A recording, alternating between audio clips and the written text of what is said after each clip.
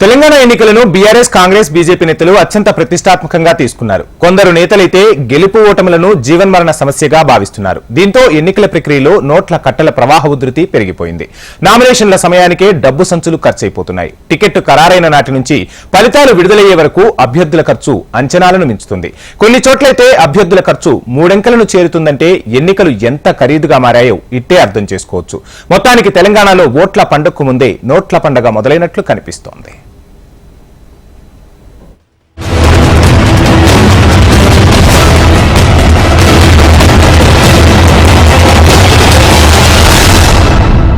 తెలంగాణలో అసెంబ్లీ ఎన్నికలు ప్రధాన రాజకీయ పార్టీలకు ప్రతిష్టాత్మకంగా మారాయి. భారత రాష్ట్ర సమితి, భారతీయ జనతా పార్టీ, కాంగ్రెస్ అభ్యర్థులు గెలుపే లక్ష్యంగా దూసుకుపోతున్నారు. దీంతో ఎవరికి వారే ప్రచారంలో పైచేయి సాధించడానికి అన్ని ప్రయత్నాలు చేస్తున్నారు. ఓట్లు కొల్లగొట్టే ప్రక్రియలో డబ్బుల ప్రవాహానికి అడ్డు లేకుండా పోతోంది. నామినేషన్ల దాఖలు మొదలు కావడంతో డబ్బుల వరద ప్రవాహం పెరిగింది. మొత్తానికి ఖర్చు తడిసి మోపడవుతోంది. అసెంబ్లీ ఎన్నికల్లో చాలా చోట్ల 3 పార్టీలు బలమైన అభ్యర్థులను ప్రత్యర్థులుగా బరిలో నిలిపాయి. దీంతో గెలుపే లక్ష్యంగా అభ్యర్థులందరూ నిధులు కుమ్మరిస్తున్నారు. సాధారణంగా అభ్యర్థుల గెలుపు వ్యూహంలో అనుచరులు మంది మార్బలంతో ప్రచారం నిర్వహిస్తారు. కీలకమైన ప్రాంతాల్లో బహిరంగ సభలు నిర్వహిస్తారు. పెద్ద పెద్ద నాయకులను తీసుకొచ్చి ఓట్లు కొల్లగొట్టేలా హామీలిప్పిస్తారు.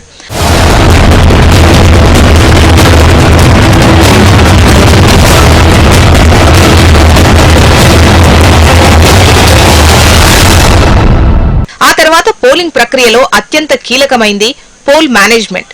పోల్ మేనేజ్మెంట్ దశలో డబ్బు ప్రవాహం అధికంగా ఉంటుంది.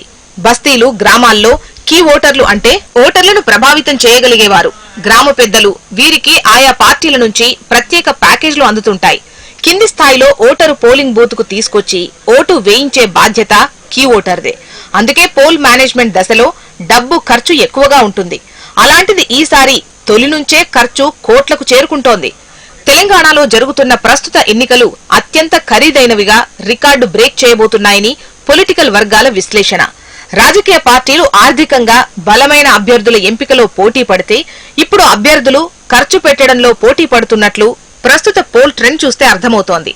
గత ఎన్నికల్లో రాష్ట్రం మొత్తంగా చూసినా కేవలం 3-4 చోట్ల మాత్రమే 70 కోట్ల వరకు ఖర్చు చేసినట్లు సమాచారం. ఈసారి ఆయా స్థానాల్లో 100 కోట్లు దాటినా ఆశ్చర్యం లేదంటూ చర్చ జరుగుతోంది. రాష్ట్రంలో అత్యధిక నియోజకవర్గాల్లో సగటున 20 కోట్ల నుంచి 40 కోట్ల దాకా వ్యయం చేసే అవకాశం ఉండగా ఈసారి చాలా సెగ్మెంట్లు 50 కోట్ల మార్కును దాటడం ఖాయమని అంటున్నారు.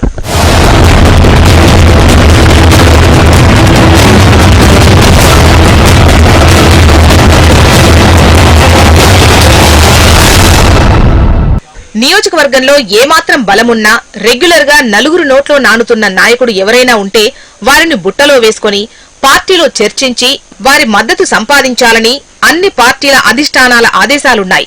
దీంతో అభ్యర్థులు నియోజకవర్గాల్లోని చోటామోటా నేతల నుంచి స్థానిక సంస్థల్లో పేరున్న ప్రజా ప్రతినిధులను పార్టీ మార్చేందుకు ప్రయత్నాలు మొదలు పెట్టారు. ఈ క్రమంలో వారు అడిగినంతా ముట్టజెప్పుకోవాల్సిందే. స్థాయిని బట్టి ఆ నేతలకు ప్యాకేజీలు కూడా నిర్ణయిస్తున్నారు. అంతటితో ఆగకుండా అధికారంలోకొస్తే భవిష్యత్తులో పదవుల్లో ప్రాధాన్యం ఇస్తామనే హామీ బోనస్. గడిచిన 10-15 రోజులుగా స్థానిక సంస్థల ప్రజా ప్రతినిధులు ప్రస్తుతం ఏ పార్టీలో ఉన్నారో గుర్తించలేనంత స్పీడుగా పార్టీలు మారడానికి కారణం స్పెషల్ ప్యాకేజ్లే అన్న గుసగుసలు వినిపిస్తున్నాయి.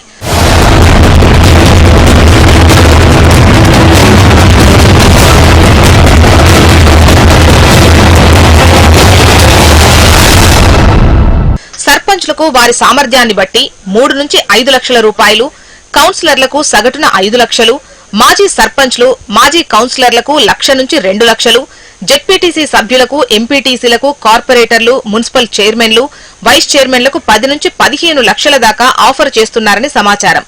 పార్టీ మారిన వెంటనే 25 నుంచి 50% వరకు అడ్వాన్స్ గా, మిగిలిన మొత్తాన్ని దశలవారీగా ఇచ్చేలా ఒప్పందాలు జరుగుతున్నాయి. కొందరు అభ్యర్థులు రియల్ ఎస్టేట్ వ్యాపారులు కావడంతో నేతలకు ప్లాట్లను ఆఫర్ చేస్తున్నట్లు సమాచారం.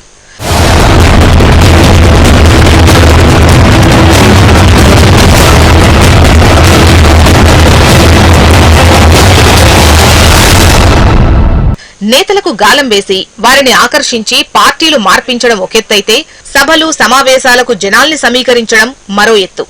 ఇది ఇంకా ఎక్కువ ఖర్చుతో కూడుకుంది. ఎన్నికల ప్రచారంలో అభ్యర్థులంతా తమ అగ్ర నేతలతో బహిరంగ సభలు నిర్వహిస్తారు. సుమారు 25,000 మంది పాల్గొనేలా ఒక సభ నిర్వహించాలంటే ₹1 కోటి వరకు ఖర్చవుతుందని అంచనా. ముఖ్యంగా కుర్చీలు, టెంట్లు, షామియానాలు, మైక్ సెట్లు, డ్రోన్లు, వీడియోలు, స్టేజ్ ఏర్పాట్లు, డెకరేషన్లు ఉండాల్సిందే. జనాల తరలింపు, వారికి భోజనం, తాగునీరు, కొందరికి మద్యం పంపిణీ తప్పదు. జనాలను తీసుకొచ్చే వాహనాలకు మధ్యవర్తులు రేట్లను ఫిక్స్ చేస్తుంటారు. బైక్ ఉండి ఇద్దరొస్తే 700 ఇచ్చి భోజనం, ఇతర ఖర్చులు భరించాలి. ట్రాక్టర్ అయితే డీజిల్ కు 1500 ఇవ్వాలి.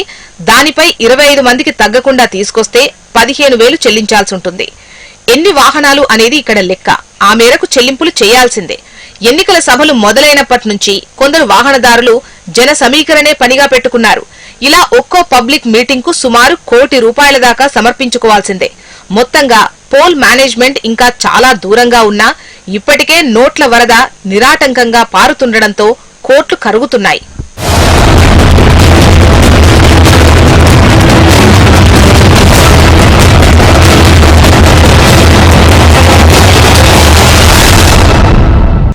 న్యూట్రల్ గా ఉన్న ఓటర్లను ఆకట్టుకోవాలంటే బలగం ప్రదర్శించాల్సిందే. ర్యాలీలు, రోడ్ షోలు నిర్వహించాలి. ఇవన్నీ చేసి ప్రజల దృష్టిని ఆకర్షించడానికి అభ్యర్థులు ప్రతిరోజు గ్రామాలు, పట్టణాల్లో ఇంటింటికి ప్రచారం చేయాలి. 4 నోట్లో నాణాలంటే తక్కువలో తక్కువ 500 మందితో ర్యాలీలు, పాదయాత్రలు నిర్వహించాలి.